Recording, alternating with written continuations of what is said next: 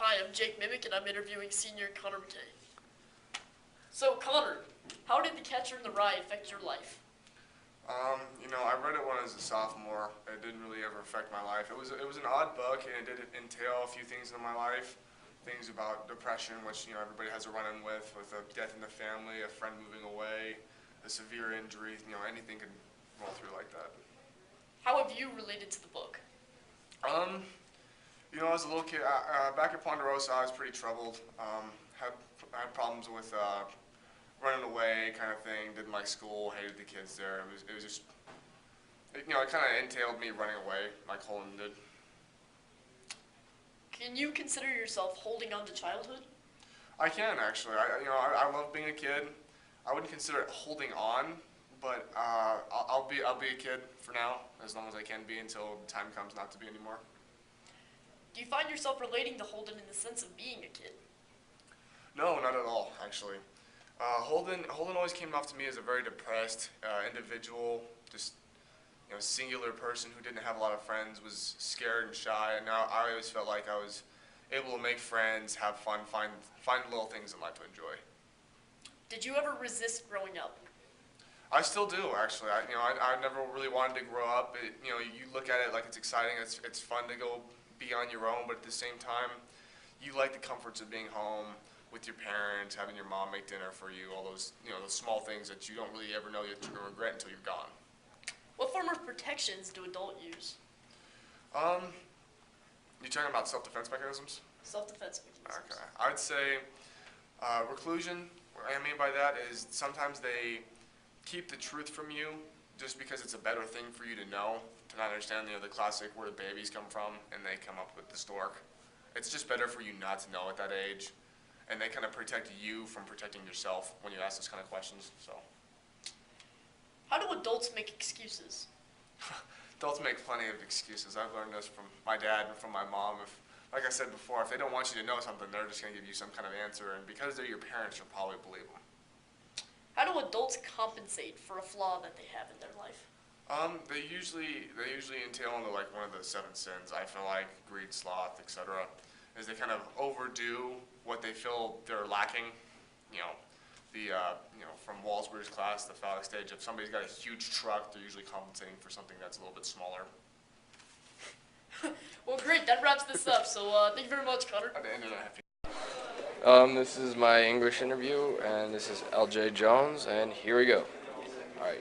Do you believe that our relationships with other students and teachers have any effect on how we react in certain situations?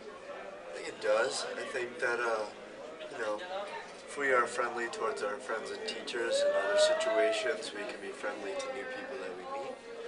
And if we get angry towards our friends and other teachers, then sometimes our emotions and anger can get in the way of seeing things, and it's not always going to end up well. Can you relate in any way to what Holden is going through in his life? Not really, just because he's gone through a lot more than I have. He's had a lot more problems than I have. All right. Do you believe that at Regis Jesuit we need to be protected from bullying or anything of the sort?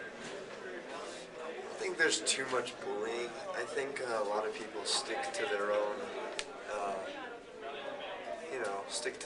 friends, and people don't really feel like they have to prove anything here, and they don't feel like they need to bully kids that are different from them. What about on a world scale? Is there anything that is specific to Regis Jesuit that needs to be addressed? I think just the world needs a little bit more love, and I think we just need to show some compassion for others that are different. All right, thank you. Alright, so this is Logan Miller, and we were talking about Catcher in the Rye. The first question is, so Holden in the book, he's always depressed. He calls everybody funny, he just walks around all sad and everything. Has depression played like a big part in your life? Or? I was actually treated for depression, what was it, my sophomore year? Although looking back on it, I'm not sure it was like a clinical depression. But it was just definitely kind of it was the point when I was kind of coming into myself, so it was just an awkward not necessarily an awkward stage, but just a tough stage. And I think remembering catching the rye, I think that was kind of what Holden was going through. Not necessarily depression, but just kind of coming into himself, and which is rough for everyone. Yeah. So, next question. Holden's only 16 years old, but everywhere he goes, he drinks. He Yeah. goes to bars and he drinks, and he's got drunk towards the end of the book. And so, has drinking, like underage drinking, played a part in your life? Have you been exposed to it? I've definitely been exposed to it, as I think every high school student has been. But it hasn't played necessarily an important role in my life. It's never been anything that I've really kind of been like really involved in, I guess you could say. We can do that if you want. But I mean, it's definitely something that I've been exposed to. Like I said, like I think every high school student has been, but hasn't played much of a role in my life. Alright, just I have a couple more here. So Holden, like his red hunting hat is kind of like a safety thing. So, what do you have like a safety thing, or do you see people say things like adults have cars, Right. something like that? Now that you say cars, I mean, I guess driving has always been a peaceful time. I listen to music all the time, and listening to music in my car is always kind of a peaceful, very, in a sense, reflective, almost a meditation.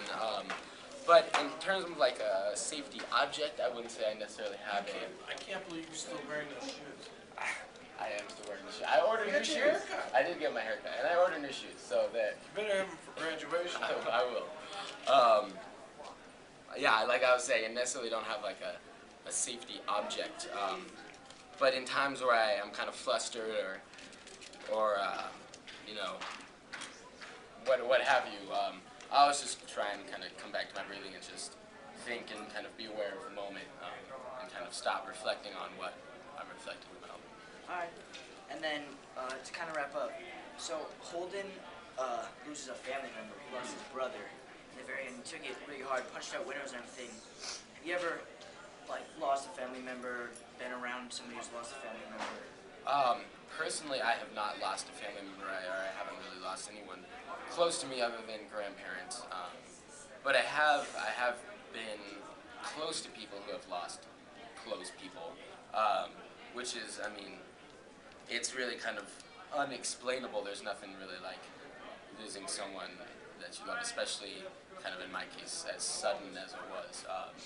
And like in Catching the Rye, that plays a kind of a major role in Holden's life. And I think anytime that there's kind of a sudden death or even just a death of a loved one, I think that does play a major role in the life and kind of the continued life of the person.